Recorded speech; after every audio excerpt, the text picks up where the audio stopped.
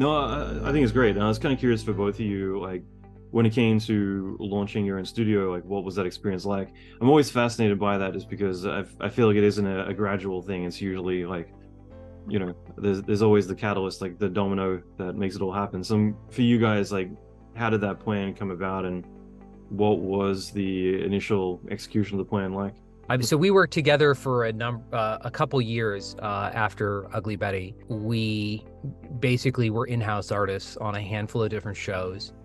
And, we would have some time off in the summer when shows weren't shooting, or we would look for another place that we could go and just sort of fit in and do visual effects work. And, these are shows that are network shows that would not normally be considered heavy visual effects shows at the time.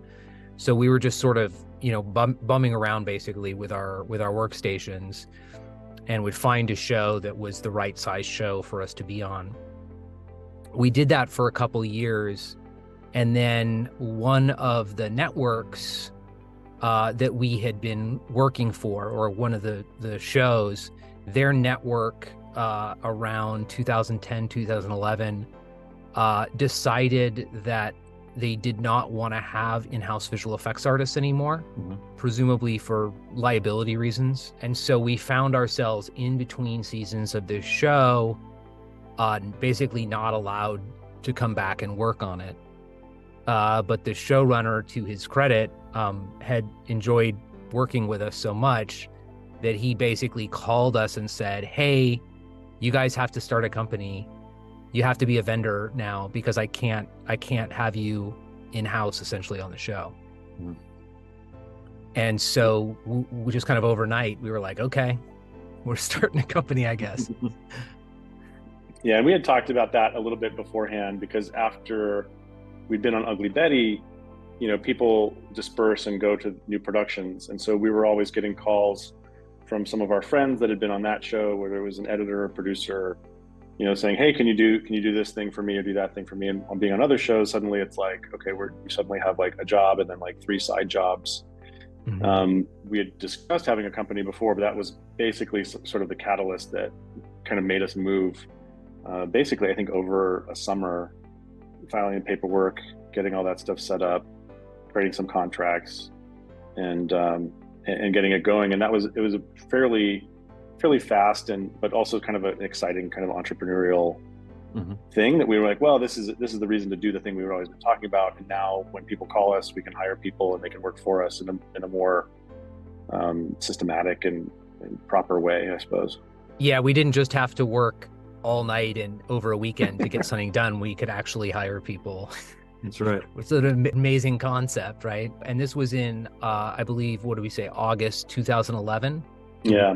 Is when we incorporated, and we actually decided to call the company Barnstorm Visual Effects, because up until that point, we had basically been barnstorming around, as I mentioned, just kind of going around with our computers, hanging ourselves in, various post departments. And Cory's got a family history of pilots that he came from, and so we decided to name the company Barnstorm. That's cool. I like that a lot. The URL was also available. I remember looking through like a bunch of candidate names. I'm like, well, we need a website. So Barnstorm VFX looks like it's available. We should grab that. Yeah. I had a studio for a number of years, and that was always the thing, is like, can I get the domain? Because Catastrophic wasn't available. So suddenly you're like tacking on extra letters or whatever just to be able to secure it's everything. That's really cool. And, I want to dive into obviously a lot of more recent projects, things like that, but early on, like what that experience was like, gaining momentum and first jobs and things like that.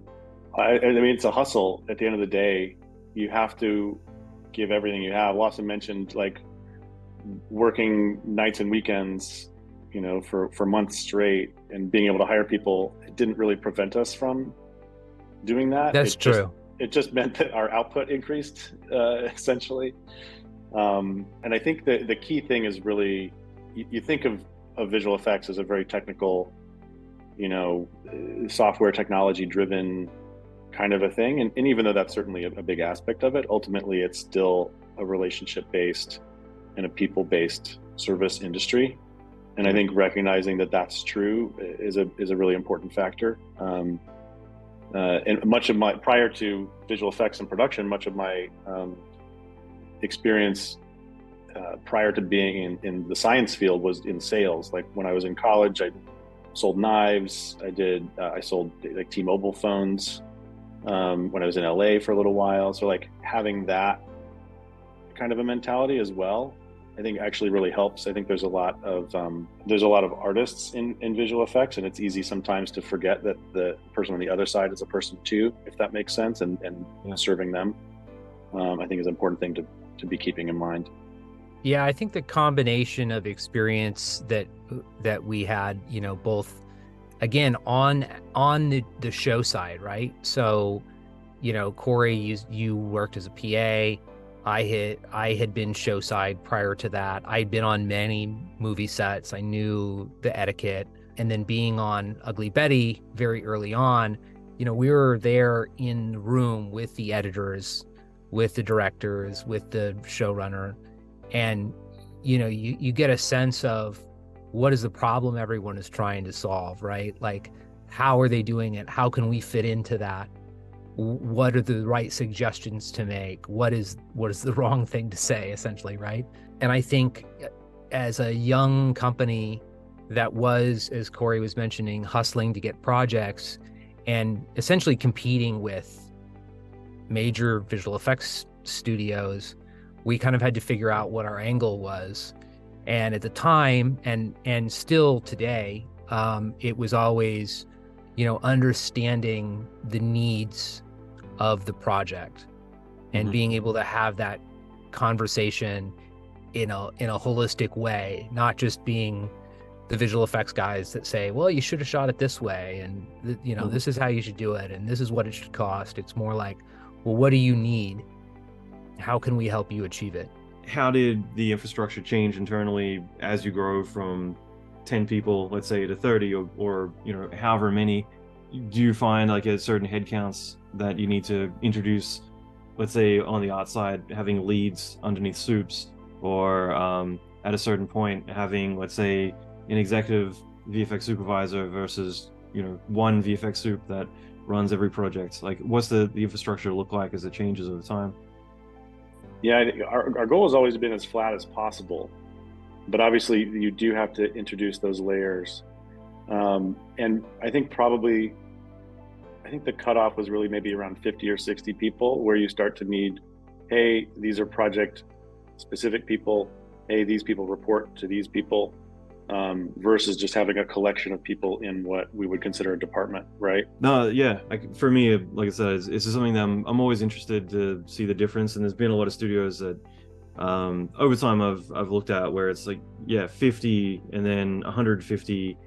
Yeah, it's at a certain point, things just grow to a point where you need managers running managers versus the back in the day when you know, we're going to lunch with all the artists and everyone knew each other and hung out together. It's, you know, I guess as part of growth is pretty normal, but it's always interesting to see how that gets handled. Yeah, it's a new challenge every day. I think the thing that we've started to do, I think, well, is building the project teams kind of around the scale of the project, right? So, for example, on a small show, you might have a comp soup, for example, that also functions as a compositor or as the senior artist. But you would only do that if the show is built that way. At a certain scale, once that person is overseeing 5, 10, 20, 30 other people, then once that balloons up, they need to then be having, you know, lieutenants under them that have 3 to 8 people that are reporting to them directly, and then they can report up, right? And that really depends on the project more, I think, than the company even. And so one of the things we're fond of saying is the role within the studio is not necessarily matching your title of your job, right? So you can have a comp soup title, and they're serving as compositing supervisor and senior artist and compositor on a certain scale of show.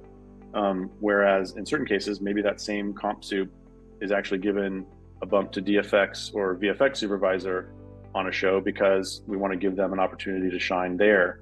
and there may not change as vis-a-vis Barnstorm, but on that particular show, we're giving them the opportunity to really be the VFX supervisor, and we're still there to help them, but that allows for growth within the company, I think. Or if you have a comper who you think can lead a small sequence of driving green screens, for example, like giving them a chance to stretch and go to something that maybe they hadn't done before, or more accurately, what they had done before, but not from a leadership standpoint.